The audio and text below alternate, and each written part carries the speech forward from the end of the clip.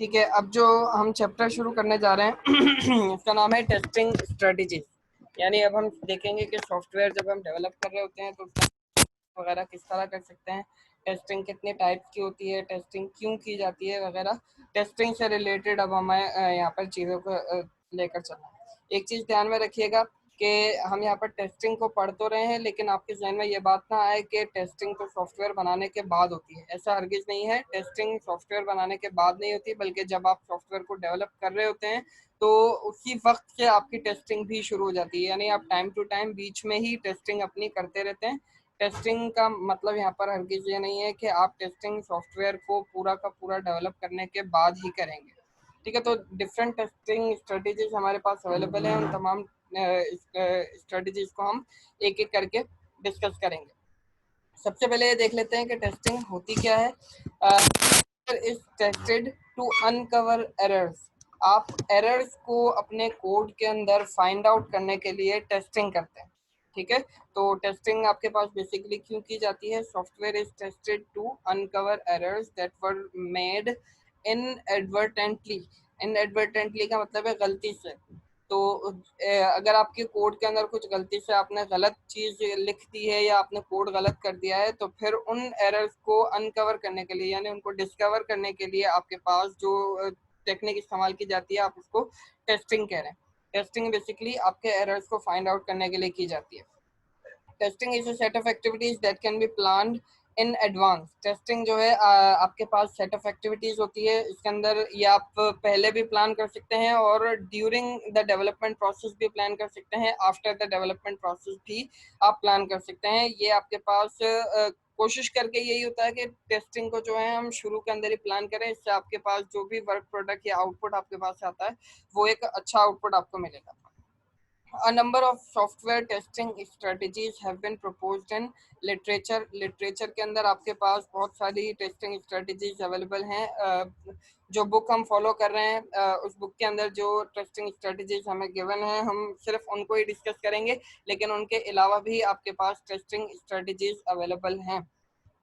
A strategy for software testing must accommodate low-level tests that are necessary to verify that a small source code segment has been correctly implemented.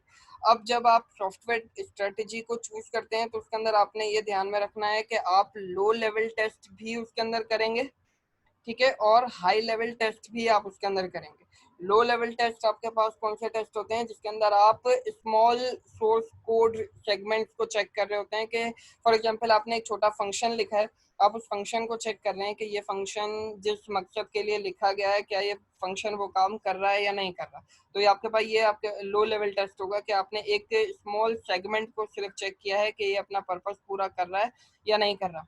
High level test major बड़े level का test होता है जिसके अंदर आप multiple small segments को मिलाकर यानी कंबाइन करके आप एक बड़े लेवल का टेस्ट कर रहे होते हैं। तो इस तरह का जो टेस्ट होता है वो हाई लेवल टेस्ट होता है। तो होपफुली आपको ये चीज समझ में आ गई होगी कि टेस्टिंग है क्या। Testing is used to uncover errors. Testing आपके पास एरर्स को फाइंड आउट करने के लिए होती है। टेस्टिंग के अंदर कुछ एक्टिविटीज की जाती हैं, वो एक्टिविटीज अभी हम डिस्कस करेंगे कि कौन कौन सी एक्टिविटीज होती हैं जो आपने करनी होती है। ठीक है, और काफ़ी सारी स्ट्रेटजीज आपके पास अवेलेबल हैं टेस्टिंग के लिए, लेकिन हम उनमें से कुछ को यहाँ पर डिस्कस करेंगे। और टेस्टिंग के अंदर आपको ध्यान रखना होता है कि आप कोई ऐसी स्ट्रेटजी को चूज करें जिसके अंदर लो लेवल टेस्ट भी हो रहे हों और हाई लेवल टेस्ट भी हो रहे हों, ताकि आपके पास छोटे से लेकर बड़े लेवल तक तमाम के तमाम एरर्स डिस्कवर हो जाएं। यहाँ तक क्लियर हो गया होगा। अच्छा, अब यहाँ पर एक बड़ा कॉन्सेप्ट है, बहुत ध्यान से इस चीज़ को समझिएगा, यहाँ पर कंफ्यूजन भी बहुत ज़्यादा होती है। वेरिफिकेशन एंड वैलिडेशन, इन दोनों के दरमियान आपको फ़र्क बहुत क्लियर से पता होना चाहिए। देखें, software testing is one element of a broader topic that is often referred to as verification and validation. अक्सर राइटर्स उसको वी करके रिप्रेजेंट कर रहे होते हैं, वेरिफिकेशन एंड वैलिडेशन। अब वेरिफिकेशन और वैलिडेशन में फर्क क्या है, ध्यान से देखिएगा। Verification refers to the set of tasks that ensure that software correctly implements a specific function. Verification के अंदर आप ये चेक करते हैं कि आपके पास जो काम करने को दिए गए हैं सॉफ्टवेयर को, वो काम सही से हो रहे हैं या नहीं, यानी जो कोड आपने किया है वो कोड सही से काम कर रहा है या नहीं कर रहा है, इस काम को आप कह रहे हैं वेरिफिकेशन। ठीक है, बहुत ही सिंपल टर्म्स के अंदर मैं बता रहा हूँ कि जो कोड आपने किया है वो कोड सही से काम कर रहा है या नहीं कर रहा है, ये इस तरह के मतलब चेकिंग को आप क्या कह रहे हैं कि आप इसको वेरीफाई कर रहे हैं अपने कोड को कि वो सही काम कर रहा है या नहीं कर रहा। वैलिडेशन, अब सेकेंड हैंड पर हम देखें तो validation refers to a different set of tasks that ensure that software that has been built is traceable to the customer requirements।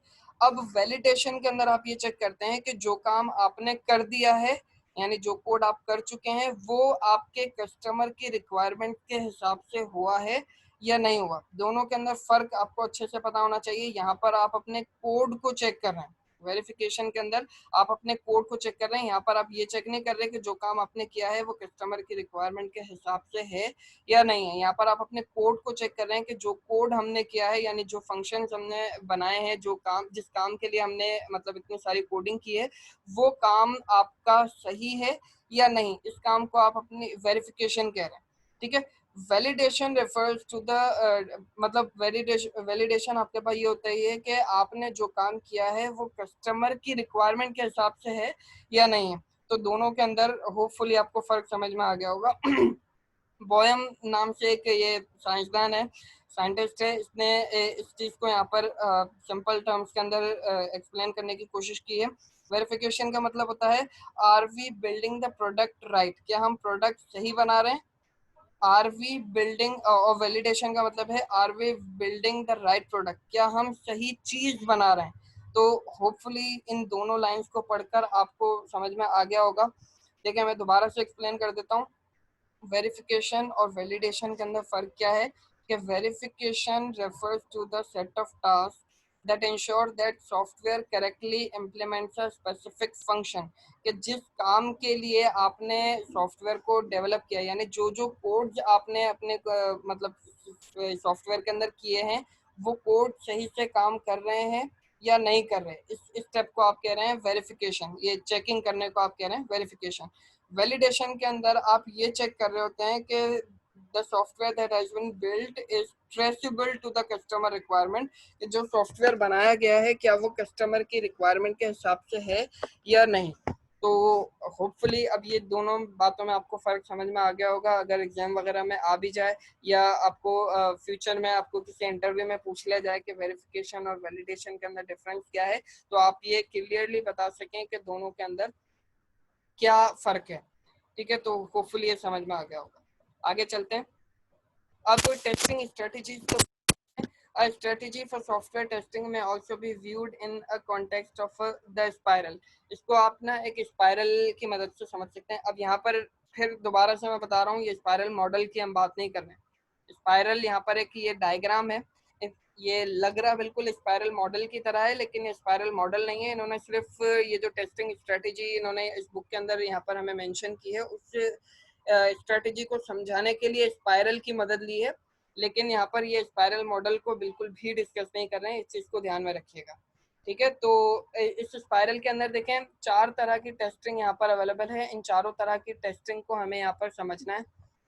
Unit testing, integration testing, validation testing और system testing, इन चारों testing को हमें यहाँ पर समझना है। तो फिर मैं बता रहा हूँ कि ये स्पाइरल मॉडल नहीं है बिल्कुल भी, स्पाइरल की मदद इन्होंने जरूर ली है, लेकिन ये स्पाइरल मॉडल को यहाँ पर एक्सप्लेन नहीं कर रहे हैं। ठीक है, तो स्ट्रेटेजी ऑफ सॉफ्टवेयर टेस्टिंग में also be viewed in the context of the spiral. ये स्पाइरल की मदद से ये जो सॉफ्टवेयर स्ट्रेटेजी यहाँ पर हमें शो कर रहे हैं वो स्पाइरल की मदद से हमें एक्सप्लेन करने की कोशिश कर रहे हैं। अब देखें यूनिट टेस्टिंग की अगर हम बात करें तो यूनिट का मतलब होता है कोई एक सिंगल चीज। ठीक है, तो यूनिट टेस्टिंग आप इसके लफ्ज से ही समझ सकते हैं कि आप जो जो काम करते जाएंगे उनको एक एक करके टेस्ट करते जाएंगे कि ये काम सही हो रहा है या नहीं हो रहा। देखें, unit testing begins at the vertex of the spiral and concentrates on each unit। अब एग्जाम्पल उन्होंने दी हुई है कि आप कोई कंपोनेंट इस पे ले लें, या आपने अपने कोड में कोई क्लास बनाई है, क्लास का एक अलग से कंपोनेंट होगा आपके सॉफ्टवेयर के अंदर, या अगर आप वेब पेज बना रहे हैं तो आपके वेब पेज का एक पर्टिकुलर पेज आप कह लें या एक पर्टिकुलर डॉक्यूमेंट आप कह लें, तो ये आपके पास एक अलग से छोटे छोटे पीसेस जो होंगे, यानी अगर आपके पास मल्टीपल कंपोनेंट्स है सॉफ्टवेयर में तो एक कंपोनेंट आपका अलग यूनिट कहलाएगा, दूसरा कंपोनेंट आपका अलग यूनिट कहलाएगा। अगर आपके पास मल्टीपल क्लासेस हैं तो आपकी एक क्लास एक यूनिट कहलाएगी, दूसरी क्लास दूसरा यूनिट कहलाएगी, तीसरी क्लास तीसरा यूनिट कहलाएगी। यानी आप अपने कोड को छोटे छोटे यूनिट की फॉर्म के अंदर कंसिडर करेंगे। इसको यहाँ पर कह रहे हैं यूनिट। यूनिट का मतलब होता है कोई एक सिंगल चीज। ठीक है, तो यहाँ पर क्या है कि unit testing concentrates on each unit of the software as implemented in source code. तो यूनिट टेस्टिंग के अंदर आप ये कर रहे होते हैं कि आप अपने हर कंपोनेंट को चेक करते हैं कि आपका वो पर्टिकुलर कंपोनेंट जिस काम के लिए बनाया गया है क्या वो सही काम कर रहा है या नहीं कर रहा। फॉर एग्जांपल आपने एक फंक्शन बनाया है अपने कोड के अंदर, एक फंक्शन बनाया है, तो आप इस फंक्शन को रन करके चलाकर देखेंगे कि ये जो फंक्शन अभी हमने बनाया है ये फंक्शन अपना पर्पस पूरा कर रहा है या नहीं कर रहा। यानी हम उसको चलाकर देखेंगे कि ये फंक्शन जिस मकसद के लिए बनाया गया। फॉर एग्जांपल आप एक फंक्शन बनाते हैं जो दो पैरामीटर्स को एक्सेप्ट करता है और उन दोनों पैरामीटर्स को आपको प्लस करके आपको आउटपुट में रिजल्ट प्रिंट कर देता है। ठीक है, तो अब क्या हुआ, आपने वो कोड कर लिया है। ठीक है, कोड करने के बाद आप उस कोड को रन करके देखेंगे, यानी वो जो फंक्शन आपने बनाया है हम उसको एक यूनिट कंसिडर कर रहे हैं। उस फंक्शन को फिर आप रन करके देखेंगे कि ये जो फंक्शन अभी हमने बनाया है ये अपना काम पूरा कर रहा है या नहीं कर रहा। अगर वो काम सही से कर रहा है तो आपकी यूनिट टेस्टिंग जो है सक्सेसफुल कहलाएगी, यानी उसने अपना काम बिल्कुल सही किया है, उसके अंदर कोई एरर वगैरह नहीं आया। अगर उसमें कोई एरर आ जाता है तो फिर आपको एरर को डिस्कार्ड करके फिर उसको दोबारा से टेस्ट करना होगा कि वो आपके पास चल रहा है या नहीं कर रहा, नहीं चल रहा। तो जैसा मैंने अभी आपको बोला है कि पूरा सॉफ्टवेयर बनाने के बाद नहीं होती है, आप लोगों ने भी कुछ ना कुछ कोडिंग तो की ही होगी। तो जब हम कोडिंग कर रहे होते हैं तो बार बार हम उसके अंदर यूनिट टेस्टिंग कर ही रहे होते हैं। भले हमें इस कॉन्सेप्ट के बारे में पता नहीं है, लेकिन यूनिट टेस्टिंग हम उसके अंदर कंटिन्यूसली कर रहे होते हैं कि हम एक लाइन दो लाइन लिखकर उसको चलाकर देख रहे होते हैं कि ये पर्टिकुलर चीज हमारे पास चल रही है या नहीं चल रही। तो इस टर्म के बारे में आपको पता होना चाहिए कि यूनिट टेस्टिंग होती क्या है और इसको हम कर क्यों रहे हैं। हम हर यूनिट को चेक करने के लिए कि ये पर्टिकुलर यूनिट हमारे पास काम कर रहा है या नहीं कर रहा है, इसके लिए हम यहाँ पर यूनिट टेस्टिंग करते हैं। तो यूनिट टेस्टिंग बिल्कुल सिंपल सा कॉन्सेप्ट है कि आप अपने कोड को सिंपल छोटे छोटे यूनिट्स के अंदर कंसिडर करते हैं और हर यूनिट को आप अलग से चलाकर देख रहे होते हैं कि ये पर्टिकुलर यूनिट आपके पास चल रहा है या नहीं चल रहा। ठीक है, तो होपफुली यूनिट टेस्टिंग आपको समझ में आ गया होगा। यूनिट का मतलब होता है कोई एक सिंगल चीज, इसके नाम से ही आप याद रख सकते हैं कि यूनिट टेस्टिंग यानी किसी एक पर्टिकुलर चीज को चेक कर रहे हैं हम यहाँ पर। Testing progresses by moving outward along the spiral to integration testing। अब ये स्पाइरल की मदद से एक्सप्लेन करने की कोशिश कर रहे हैं कि यहाँ से आपका ये यूनिट टेस्टिंग शुरू होगी, ये आपके कोड को टेस्ट करते करते इंटीग्रेशन टेस्टिंग की तरफ मूव करेगा इस स्ट्रेटेजी के अंदर। where focus is on design the construction of the software architecture। Unit testing के बाद आपके पास यहाँ पर इंटीग्रेशन टेस्टिंग आती है।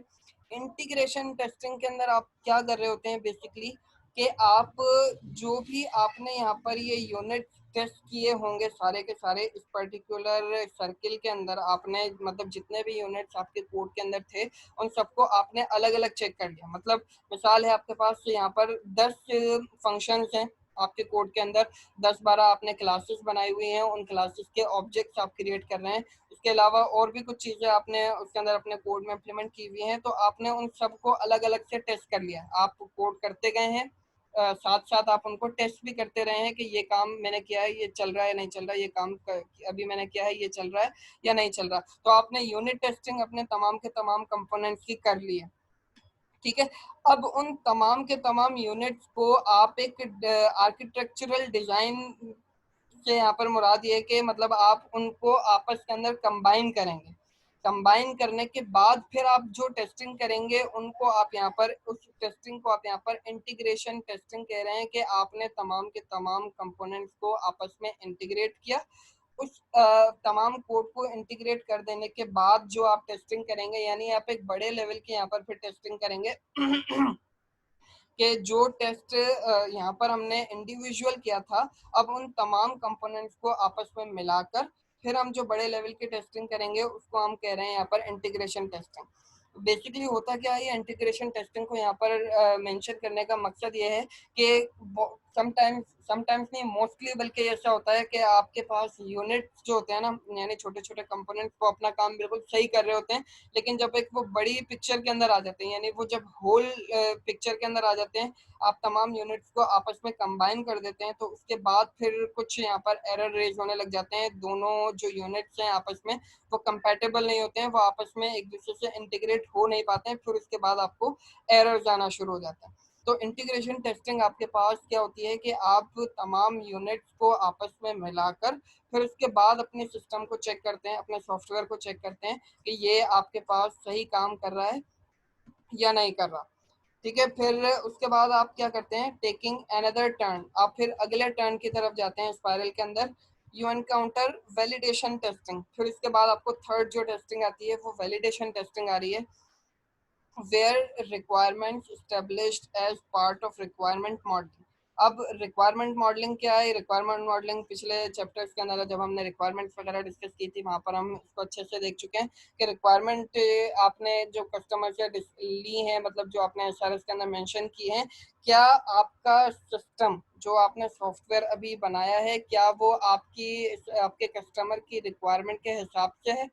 ठीक है, तो अब यहाँ पर आप एक चीज यहाँ पे मैं आपको बता दूं कि यूनिट टेस्टिंग और इंटीग्रेशन टेस्टिंग, आप ये समझ लें कि ये जो दो कॉन्सेप्ट अभी हमने देखे हैं, वेरिफिकेशन का और वैलिडेशन का, तो यूनिट टेस्टिंग और इंटीग्रेशन टेस्टिंग आपके वेरिफिकेशन वाले स्टेप के अंदर आ जाती है। ठीक है, क्योंकि आप इसके अंदर अपने कोड को ही चेक कर रहे होते हैं कि जो हमने कोड किया है वो सही से किया है या नहीं किया। तो वेरिफिकेशन वाले स्टेप के अंदर यूनिट टेस्टिंग और इंटीग्रेशन टेस्टिंग, आपकी दोनों टेस्टिंग इसके अंदर आ जाती है। और वैलिडेशन के अंदर आपके पास ये वैलिडेशन टेस्टिंग और सिस्टम टेस्टिंग, ये दोनों तरह की टेस्टिंग आपके पास वैलिडेशन वाले स्टेप के अंदर आ जाती है। तो होपफुली आपको समझ में आ गया होगा। तो वैलिडेशन टेस्टिंग के अंदर आप क्या चेक कर रहे होते हैं कि जो रिक्वायरमेंट्स आपके कस्टमर ने आपको दी थी और जो सॉफ्टवेयर आपने बनाया है, क्या वो दोनों कंपैटिबल हैं। यानी ऐसा तो नहीं है कि आपने यूनिट टेस्टिंग की, आपका सिस्टम बिल्कुल सही काम कर रहा है, आपने इंटीग्रेशन टेस्टिंग की, आपका सॉफ्टवेयर बिल्कुल सही काम कर रहा है, लेकिन जब आप वैलिडेशन टेस्टिंग पे आते हैं तो आपने काम वैसा नहीं किया जैसा आपके कस्टमर ने रिक्वायर किया था, तो यहाँ पर भी आपके पास पे प्रॉब्लम रेज होगी। अब ये जो वैलिडेशन टेस्टिंग है ना, ये कोडिंग की आप टेस्ट नहीं कर रहे हैं, ये ध्यान में रखिएगा। कोड आप यहाँ पर चेक कर चुके हैं कि यूनिट टेस्टिंग के अंदर और इंटीग्रेशन टेस्टिंग में आप चेक कर चुके हैं कि आपका कोड सही काम कर रहा है। वैलिडेशन टेस्टिंग के अंदर आप रिक्वायरमेंट्स को चेक कर रहे होते हैं कि जो रिक्वायरमेंट्स आपके कस्टमर ने आपको प्रोवाइड की थी, उस रिक्वायरमेंट की बेसिस के ऊपर आपका सिस्टम काम कर रहा है या नहीं कर रहा है। यहाँ पर आप अपने सिस्टम को वैलिडेट कर रहे होते हैं। तो होपफुली यहाँ तक आपको समझ में आ रहा होगा कि जो जो बातें हम कर रहे हैं, ये इतने तकरीबन ये बातें आप लोगों को मालूम होंगी, लेकिन इनकी जो प्रोफेशनल टर्म्स है उनके साथ आपको ये चीज़ें पता नहीं होंगी, तो इन टर्म्स का ध्यान में रखना बहुत ज़रूरी है। टेस्टिंग आपके पास सॉफ्टवेयर डेवलपमेंट में एक ऐसा कॉन्सेप्ट है जो आपके पास हर जगह पर आपसे पूछा जाएगा। टेस्टिंग स्ट्रेटेजीज कौन कौन सी हैं, यूनिट टेस्टिंग में, सिस्टम टेस्टिंग में क्या फ़र्क होता है, वगैरह वगैरह, इस तरह की चीज़ें बहुत सारी आपके पास आती रहेंगी। तो ये तीन अभी हमने डिस्कस करनी है, unit testing, integration testing, validation testing. इसके बाद फाइनल हमारे पास आती है system testing. System testing where the software and other system elements are tested as a whole. अब यहाँ पर बात हो रही है अदर सिस्टम एलिमेंट्स। अब अदर सिस्टम एलिमेंट्स आपके पास क्या हो सकते हैं, जैसे आपका यूजर है, आपका यूजर जो है एक अदर सिस्टम एलिमेंट आप कंसिडर कर सकते हैं, क्योंकि जब आप एक सॉफ्टवेयर को डिलीवर कर देंगे तो अच्छा, अदर सिस्टम एलिमेंट्स के अंदर आपका हार्डवेयर भी आ जाता है। ठीक है, हार्डवेयर भी इसमें आपका आ जाता है, वो यूजर भी इसके अंदर आ जाते हैं जो आपके सिस्टम को इस्तेमाल करेंगे।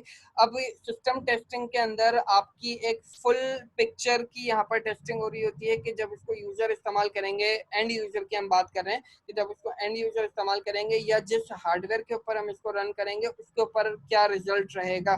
तो इस तरह की जो टेस्टिंग होती है, इनको इन तमाम चारों टेस्टिंग को हम डिटेल से अभी यहाँ पर डिस्कस करेंगे कि यूनिट टेस्टिंग कैसे होती है वगैरह वगैरह। इन चारों को हम डिटेल से डिस्कस करेंगे। अभी मैं यहाँ पे सिर्फ आपको इंट्रो दे रहा हूँ कि ये किस तरह काम कर रही होती है। तो सिस्टम टेस्टिंग के अंदर आप फुल पिक्चर की यहाँ पर बात कर रहे होते हैं कि आपके पास होल सिस्टम किस तरह काम करेगा। अब पूरे सिस्टम में आपके पास यूजर भी आ जाते हैं, आपके हार्डवेयर सिस्टम भी आ जाते हैं, और यहाँ पर जो आपने सॉफ्टवेयर बनाया है वो भी आपके सिस्टम का पार्ट है। ठीक है, तो सिस्टम में एक चीज मैंने आपको शायद क्लास में भी बताई होगी कि सिस्टम में और सॉफ्टवेयर के अंदर फर्क है। सिस्टम जो है आपकी फुल पिक्चर की हम बात कर रहे हैं, यानी सिस्टम में एक होल लेवल की बात है, और सॉफ्टवेयर जो है is a part of system. Software जो है सिस्टम का पार्ट है, सॉफ्टवेयर खुद से सिस्टम नहीं है, ये चीज ध्यान में रखिएगा। ये शायद मैं आपको बता चुका हूँ, अगर नहीं बताया तो फिर अभी इसको ध्यान में रखिए कि सॉफ्टवेयर और सिस्टम दो अलग अलग मिलती जुलती चीजें हैं, लेकिन इन दोनों के अंदर फर्क आपको पता होना चाहिए कि सिस्टम जो है एक बड़ी पिक्चर की बात कर रहे हैं हम, और सिस्टम के अंदर आपके पास एक सॉफ्टवेयर जो है पार्ट होता है। ठीक है, तो फाइनली जब आप मतलब वैलिडेशन टेस्टिंग कर लेते हैं, उसके बाद फिर आप फुल सिस्टम की टेस्टिंग करते हैं कि अगर जो हार्डवेयर हम इस्तेमाल कर रहे हैं वो आपके सॉफ्टवेयर के साथ कंपैटिबल होगा या नहीं होगा, यूजर्स जो एंड यूजर आपके सिस्टम को इस्तेमाल करने वाले हैं उनका क्या फीडबैक होगा वगैरह वगैरह। ये इस तरह की जो टेस्टिंग होती है वो आपके पास सिस्टम टेस्टिंग के अंदर आ जाती है। तो होपफुली यहाँ तक आपको ये चीज़ें क्लियर हो गई होंगी। अभी तक हमने क्या देखा कि टेस्टिंग क्या होती है। टेस्टिंग हम एरर्स को अनकवर करने के लिए कर रहे होते हैं। टेस्टिंग की बहुत सारी स्ट्रेटजीज हैं, और यहाँ पर हमने फिर वेरिफिकेशन और वैलिडेशन में फ़र्क देखा है कि वेरिफिकेशन आपके पास आप कोड को वेरीफाई कर रहे होते हैं कि आपका कोड सही काम कर रहा है या नहीं कर रहा। वैलिडेशन के अंदर आप उस कोड को चेक कर रहे होते हैं कि वो कोड कस्टमर की रिक्वायरमेंट के हिसाब से है या नहीं है। ठीक है, फिर उसके बाद हमने टेस्टिंग स्ट्रेटेजी देखी है कि यूनिट टेस्टिंग। इस स्पाइरल को अगर आप देखेंगे तो आपको समझ में आ जाएगा। यूनिट टेस्टिंग में आप छोटे छोटे कंपोनेंट्स को टेस्ट करते हैं, फिर उसके बाद उन कंपोनेंट्स को आप कंबाइन करके इंटीग्रेशन टेस्टिंग करते हैं। फिर उसके बाद इंटीग्रेशन टेस्टिंग के बाद आप वैलिडेट करते हैं अपने सॉफ्टवेयर को कि जो सॉफ्टवेयर हमने बनाया है क्या वो कस्टमर की रिक्वायरमेंट के हिसाब से है या नहीं है। फिर उसके बाद आप सिस्टम टेस्टिंग करते हैं हार्डवेयर वगैरह को या यूजर वगैरह को अपने कंसिडर करते हुए कि ये आपके पास सही काम कर रहा है या नहीं कर रहा। होपफुली यहाँ तक आपको समझ में आ गया होगा। अब नेक्स्ट क्लास जो अभी हमारी है उसके अंदर हम इन तमाम चीज़ों को डिस्कस करेंगे, यूनिट टेस्टिंग को, integration testing, validation testing, system testing. तो इनको हम नेक्स्ट क्लास को डिस्कस करेंगे। 5 मिनट रह गए मीटिंग एंड होने में। अभी यहाँ तक किसी को कोई क्वेश्चन हो तो वो अभी कर ले।